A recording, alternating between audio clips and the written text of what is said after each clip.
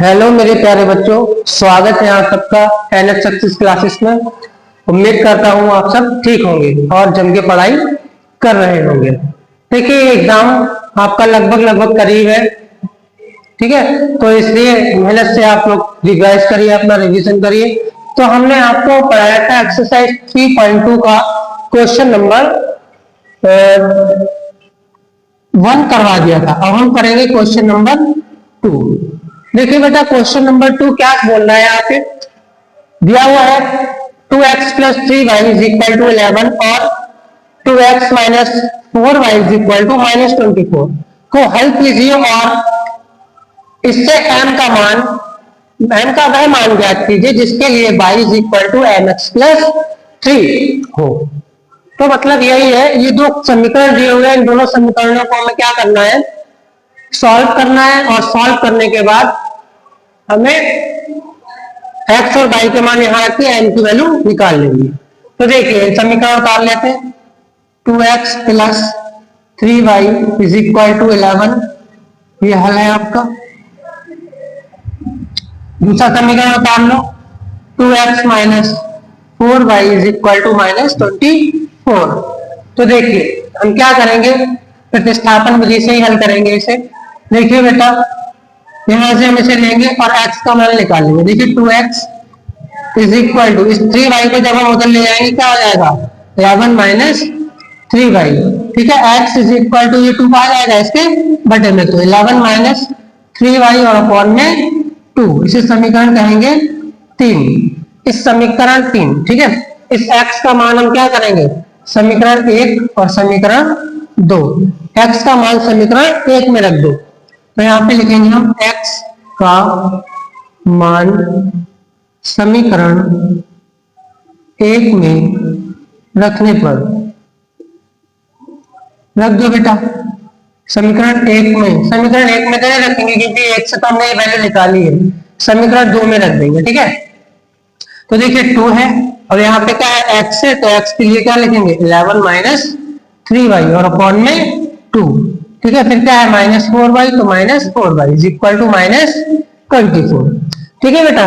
देखिए यहाँ से ये 2 और ये 2 कैंसिल हो जाएगा, बचेगा क्या, 11 minus 3y minus 4y is equal to minus 24। देखिए बेटा ये 4y और 3y माइनस का 7y और ये 11 उधर जाएगा तो ये माइनस का 24 माइनस का 11।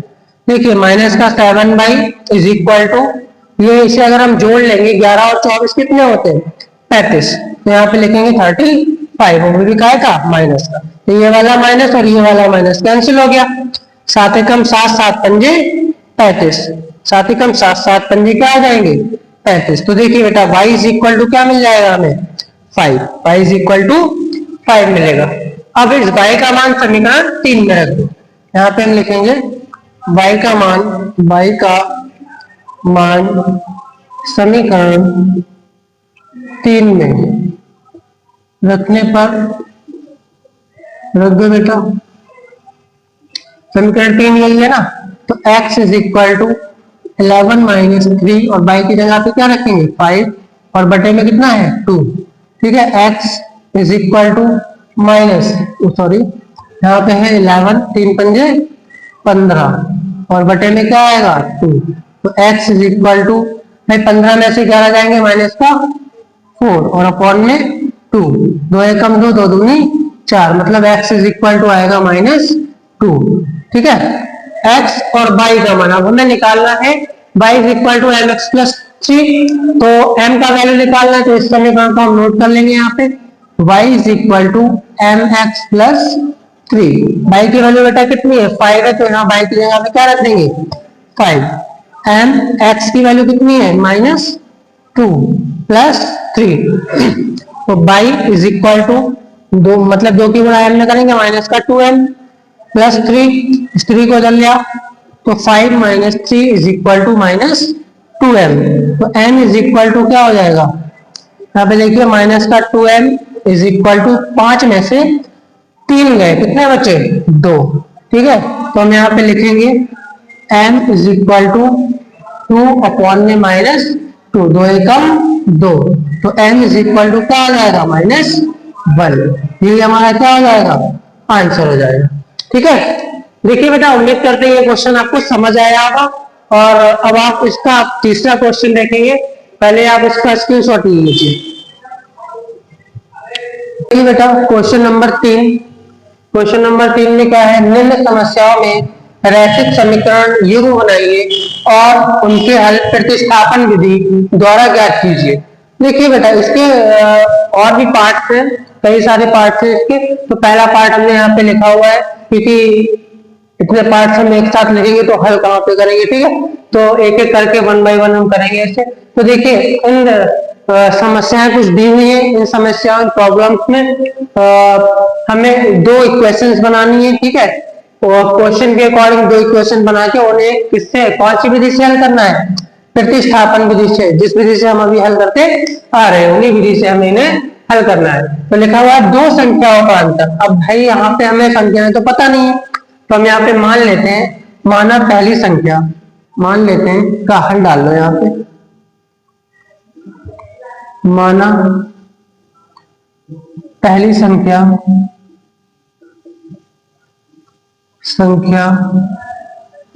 बराबर x और दूसरी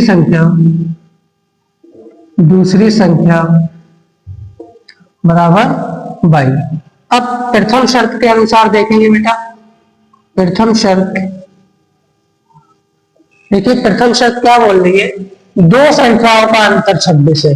मतलब इन दोनों संख्याओं को अगर हम घटा दें तो कितने, किसके बराबर है, 26 के बराबर है। मतलब x minus y is equal to 26। इसे हम कहेंगे समीकरण 1।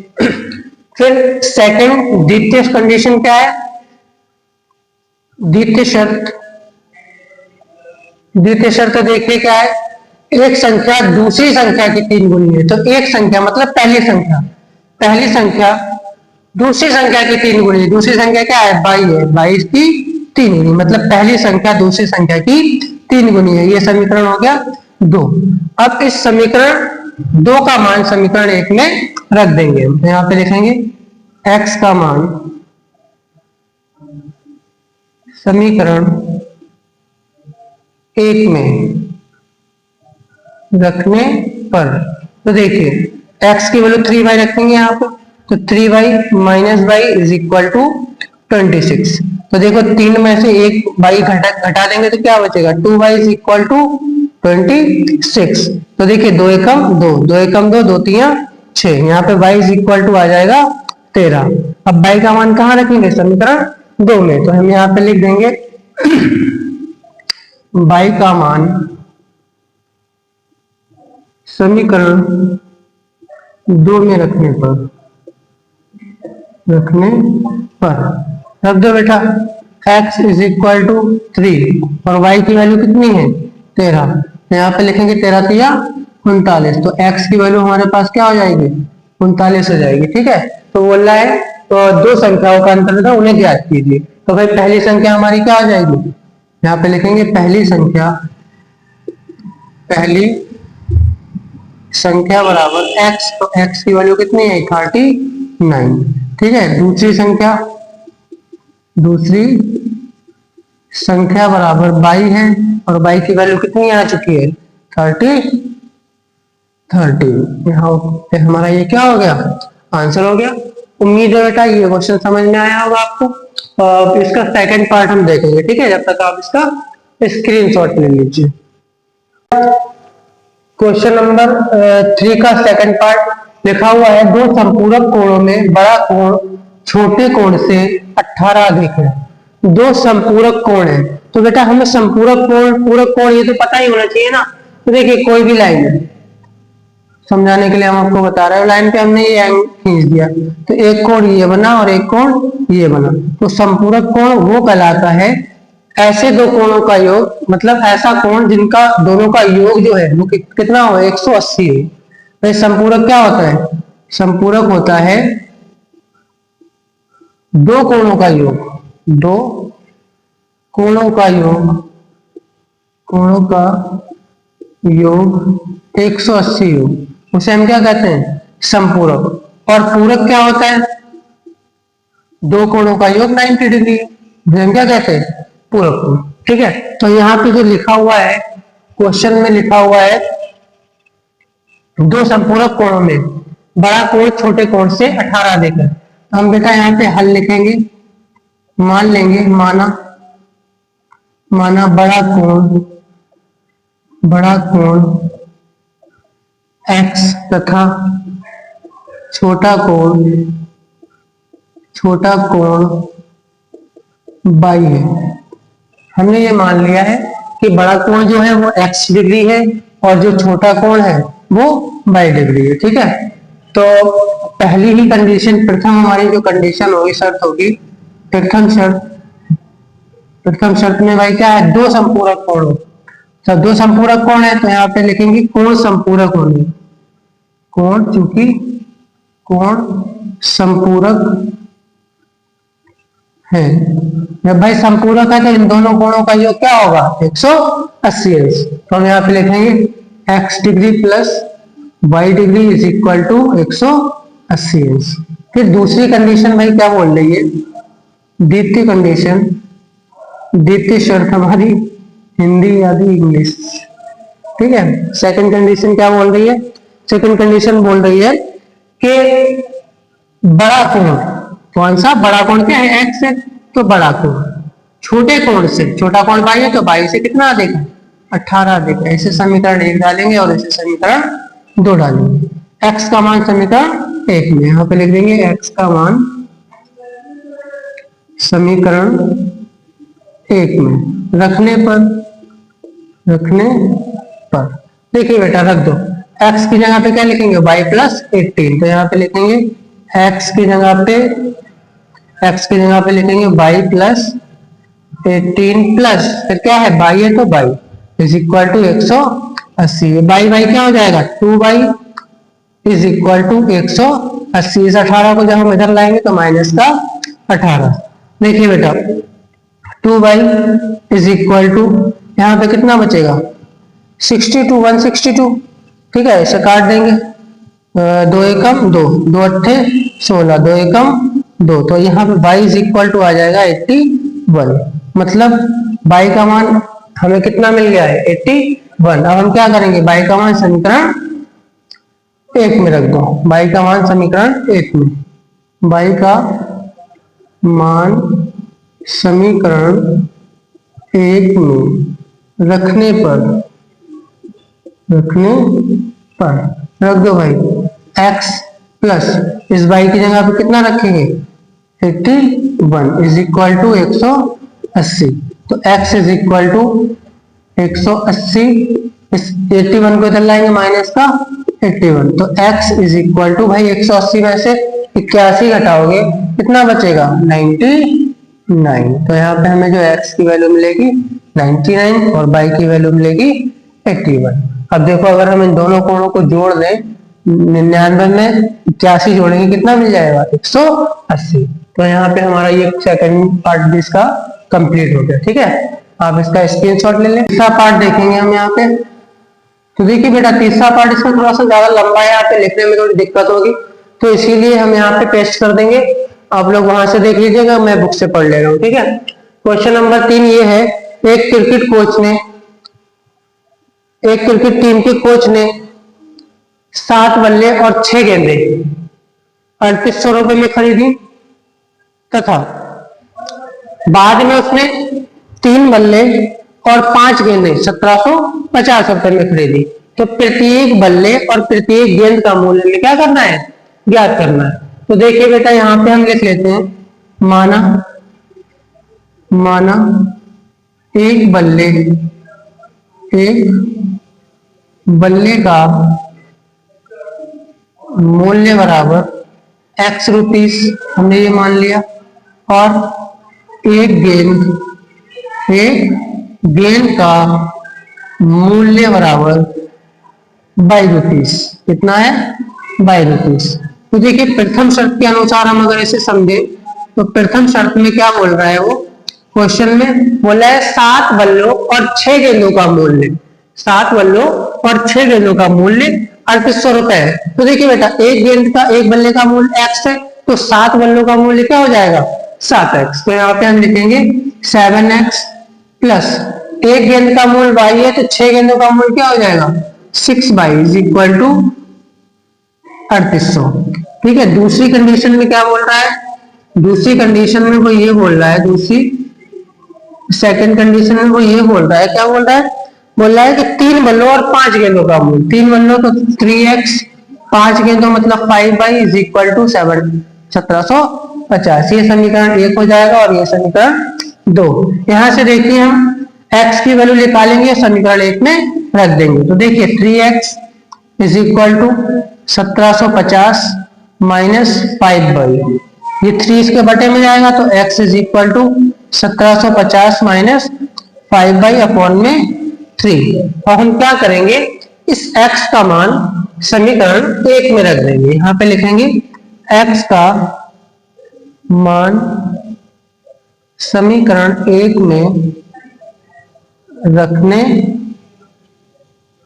पर, रख दो बेटा 1 में रख दो। अब 1 में अगर हम रखेंगे तो देखिए 1 यही तो है, यहाँ पे 7 और x की वैल्यू कितनी है 1750 माइनस का 5y, ठीक है 5y अपॉन में क्या है, अपॉन में है 3, तो यहाँ पे 3 बराबर 3800, क्या है 3800।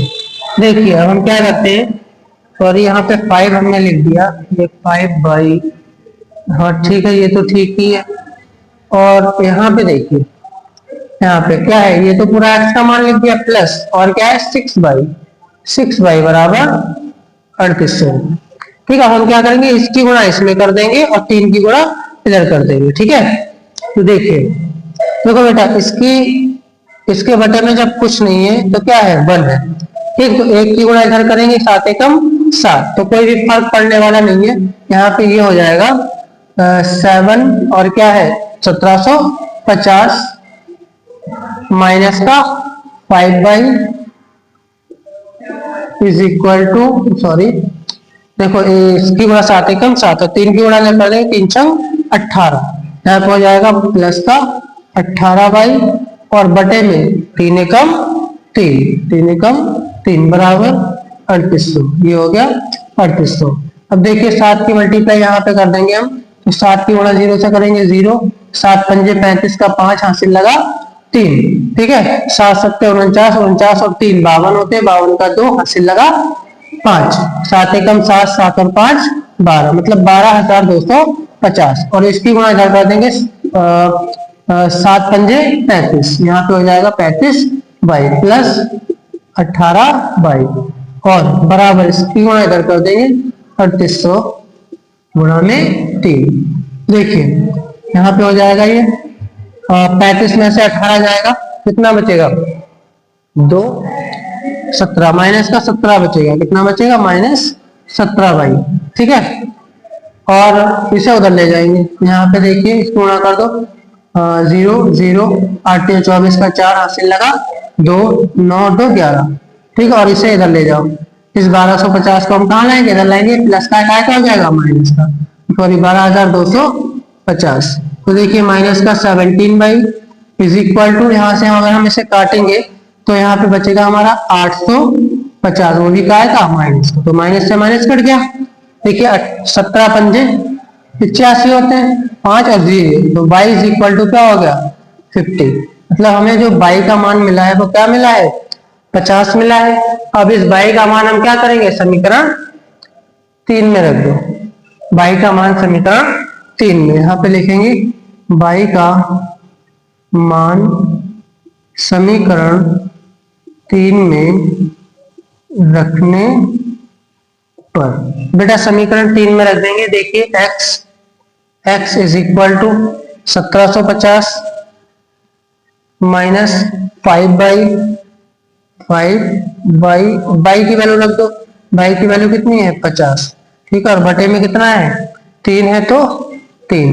देखिए बेटा x is equal to 1750 minus 25, यहाँ पे आ जाएगा 250 बटे में 3। ठीक है, अब देखो 1750 में से 250 घटाओगे कितना बचेगा 1500 और बटे में 3, 3 एकम 3, 3 पंजे 15, 3 पंजे 15। ठीक है, तो यहाँ पे जो x की वैल्यू आएगी वो कितनी आएगी 500। मतलब ये हुआ है, x को हम क्या माना था, एक बल्ले का मूल्य हमारा कितना आएगा 500 रुपए, और एक गेंद का मूल्य हमारा कितना आएगा 50 रुपए। ठीक है, तो हम यहाँ पे लिख सकते हैं, अगर लिखना चाहें तो यहाँ पे लिख सकते हैं एक बल्ले का मूल्य बराबर x है। तो देखिए x की वैल्यू कितनी आएगी 500 रुपए। ठीक है, और एक गेंद का मूल्य क्या है, एक गेंद का मूल्य बराबर 22 है, और 22 की वैल्यू कितनी आई है 50 रुपए। ठीक है, तो यही हमारा क्या हो जाएगा, आंसर हो जाएगा। उम्मीद है ये क्वेश्चन आपको समझ में आया होगा। देखिए बेटा, इसका फोर्थ पार्ट अब हम देखेंगे। अब जब तक आप इसका स्क्रीनशॉट ले लीजिए।